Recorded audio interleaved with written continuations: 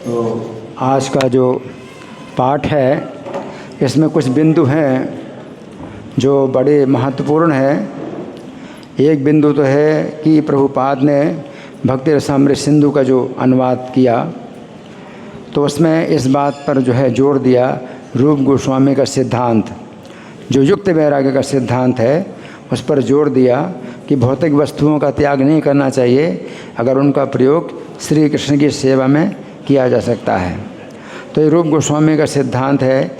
इसी के आधार पर भक्ति विनोद ठाकुर ने भी छपाई के जैसे ही टेक्नोलॉजी आई तो तुरंत ही उन्होंने किताबें छपवाईं और पूरे विश्व भर की लाइब्रेरियों में जितने विश्वविद्यालय थे उनकी लाइब्रेरी में किताब भेजी, चैतन्य महाप्रभु के बारे में किताब भेजी, अंग्रेजी में लिखी।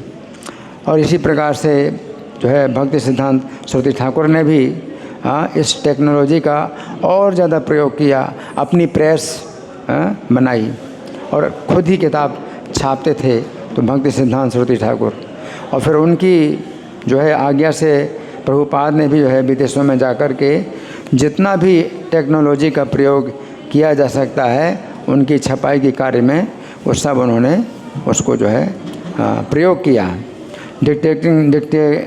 डिक्टाफोन और जो सेवक हैं वो भोजन प्रभुपाद का बना रहे हैं, वस्त्र भी प्रभुपाद के धोते हैं और टाइपराइटर की भी जो सुविधा है, टेप रिकॉर्डर की सुविधा, माइक्रोफोन की सुविधा और एयरप्लेन की सुविधा, ये सब सुविधाओं को जो है प्रभुपाद ने भगवान की सेवा में लगाया।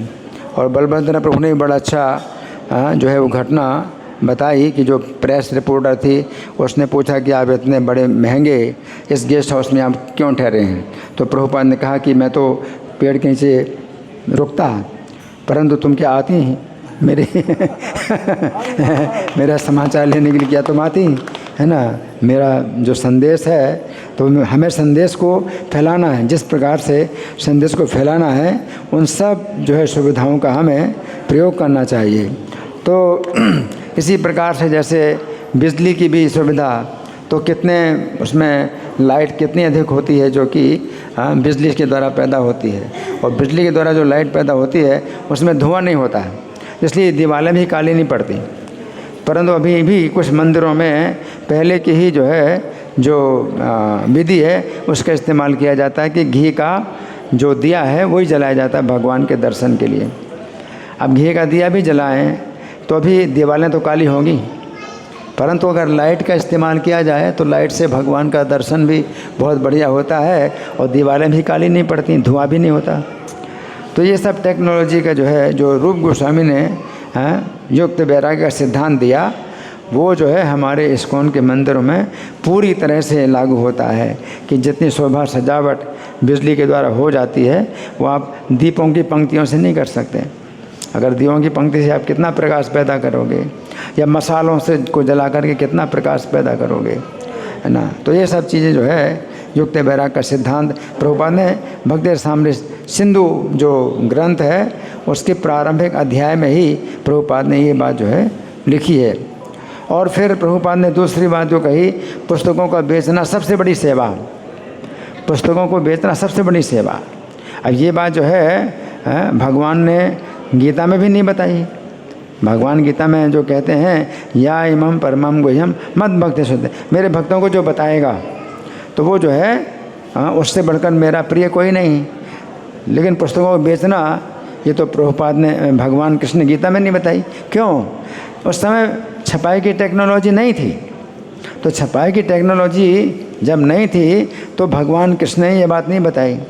परंतु ये जो भगवान कृष्ण की शिष्य परंपरा के जो आचार्य हैं तो वो जो है भगवान के जो अंदर के जो विचार हैं उनको जो है वो हृदयगत कर लेते हैं और हृदयगत से जो है उनको फिर जो है भगवान की जो प्रेरणा है वो प्राप्त होती है कि जो टेक्नोलॉजी उस समय नहीं थी जब भगवान ने गीता अर्जुन को सुनाई, अब वो टेक्नोलॉजी है तो उसका कितना अधिक प्रयोग किया जाए, अधिक से अधिक प्रयोग किया जाए कि भगवान का संदेश बहुत तेज़ी से और बहुत अधिक लोगों को दिया जाए, है ना।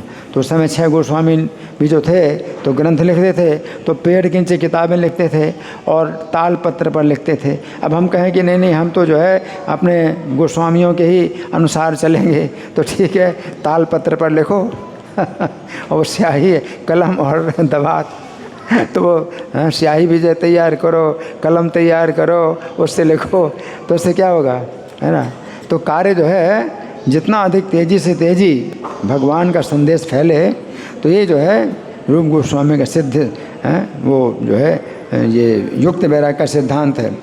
और पुस्तकों को बेचना भी बड़ी से बड़ी संख्या में है, तो जितना अधिक मीडिया के माध्यम से और जो है इलेक्ट्रॉनिक माध्यम से जितना अधिक किताबों को बेचा जा सकता है, तो भक्त लोग जो है प्रयास करते हैं और किताबों की भी बिक्री हो रही है। तो सब प्रकार की टेक्नोलॉजी का प्रयोग करते हैं भक्त लोग। और तीसरा बिंदु है कि प्रभुपाद ने यहाँ स्पष्ट बताया कि उन भक्तों को दीक्षा देने का अधिकार दिया जाएगा जो भक्ति वेदांत की उपाधि प्राप्त कर लेंगे और वो परीक्षा में पास होएंगे। तो इससे क्या पता चलता है कि प्रभुपाद उस समय भी जो है ये सोच रहे थे कि उनके शिष्य लोग दीक्षा देंगे। तो अभी जो वो हैं अपना ऋत्विक वाले, तो ऋत्विक वाले बोलते हैं कि नहीं, प्रभुपाद ने कभी नहीं ये बात जो है अधिकार दिया कि किसी उनके शिष्य दीक्षा देंगे, वही अंतिम गुरु हैं दीक्षा देने वाले। अब वो ऋत्विक वाले जो लोग हैं तो वो प्रभुपाद की ओर से दीक्षा देते हैं, लेकिन इस तरह से क्या है कि वो शिष्य परंपरा ही क्या हो गई कि बंद हो जाएगी, फिर शिष्य परंपरा ही बंद हो जाएगी, प्रभुपाद के बाद और कोई है ही नहीं गुरु। तो ये सब चीज़ें क्या है ना कि बहुत आवश्यक है समझना कि प्रभुपाद हमेशा सोचते थे, प्रभुपाद ने कभी भी ऐसा नहीं कहा कि मेरे बाद कोई गुरु नहीं है। प्रभुपाद कहते हैं संदेश जो है जब फैलाया जाता है तो उनके बाद जितने उनके शिष्य हैं वो संदेश आगे फैलाएंगे, इस प्रकार से शिष्य परंपरा चलेगी। और इसमें जो चौथा बिंदु है, प्रभुपाद बड़े निराश हो रहे हैं। प्रभुपाद 1969 का जो वर्ष है, तो उस वर्ष में जो है प्रभुपाद ने श्रीमद् भागवत के बहुत से जो खंड हैं वो तैयार कर दिए, अपने डिक्टाफोन में सब तैयार कर दिए और अभी तक उनकी छपाई नहीं हुई, है ना। तो प्रभुपाद बड़े निराश हैं। तीसरा स्कंद भी नहीं अभी छप रहा, सोचिए, जबकि प्रभुपाद आए थे 1965 में और अभी इनके इतने शिष्य हैं और सब बड़े जो है योग्य शिष्य हैं जो लिखने पढ़ने वाले हैं और छपाई की सब प्रकार की सुविधाएं हैं, लेकिन श्रीमद् भागवत का जो है तीसरा स्कंद भी नहीं छप पाया। जबकि प्रभुपाद कहाँ पर पहुँच गए, प्रभुपाद तो बहुत आगे पहुँच गए, मेरे ख्याल से 7वें स्कंद 1969 में प्रभुपाद पहुँच गए, 7वें स्कंद में पहुँच गए और इतनी किताबें जो है वो छपी नहीं हैं। तो प्रभुपाद बहुत निराशा व्यक्त कर रहे हैं। और प्रभुपाद ने कहा कि सन 65 में जब मैं था भारत में, तो अकेले मैंने जो है 3 खंड श्रीमद् भागवत के छाप दिए, पहले स्कंद के अकेले छापे, और इतने दिनों से जो है अभी तक श्रीमद् भागवत के जो है वो दूसरा स्कंद ही छप पाया, दूसरा स्कंद केवल 1 खंड का। तो कितना मतलब निराशा की बात है। तो प्रभुपाद अपनी निराशा व्यक्त करते हैं, और जब प्रभुपाद अपनी निराशा व्यक्त करते हैं तो इस प्रकार से वो जो है बोलते हैं कि कोई बात जो है ना तो उद्वेग पैदा करे और ना अप्रिय हो। उनकी वाणी में जो है इतनी तपस्या, वाणी की तपस्या है कि कोई बात अगर बोलें उद्वेग भी पैदा ना हो, अनुद्वेग कर्म भाग्यम, सत्यम, सत्य भी हो और प्रिय भी हो और हितकारी भी हो। तो प्रभुपाद ने कभी ऐसी बात नहीं बोली जो किसी को अप्रिय लगे। तो प्रभुपाद हित सोचते हैं कि पूरे मानव समाज का हित किसमें होगा, और श्रीमद् भागवत का जो है जो अनुवाद है ये प्रभुपाद के जीवन का सबसे ज़रूरी कार्य था। और वो प्रभुपाद कृष्ण पुस्तक तक जो है वो कर चुके हैं, उसको भी जो है डिक्टाफोन में तैयार कर चुके हैं।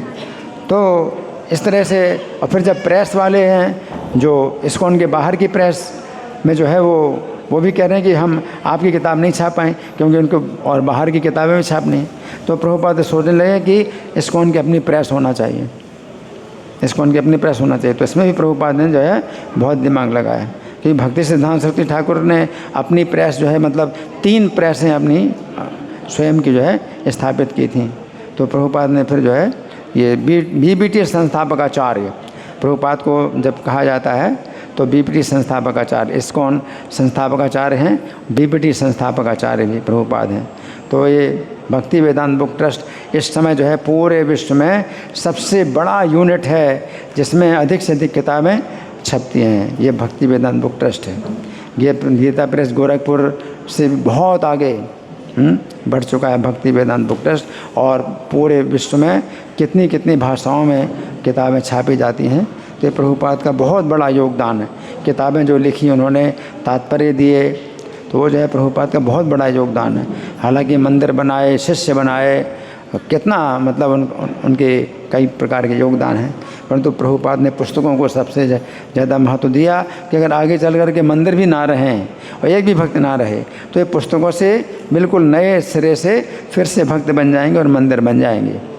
पुस्तकों का जो है इतना प्रभुपाद ने महत्व दिया। हरे कृष्णा। श्रील प्रभुपाद लीलामृत की, श्रील प्रभुपाद की।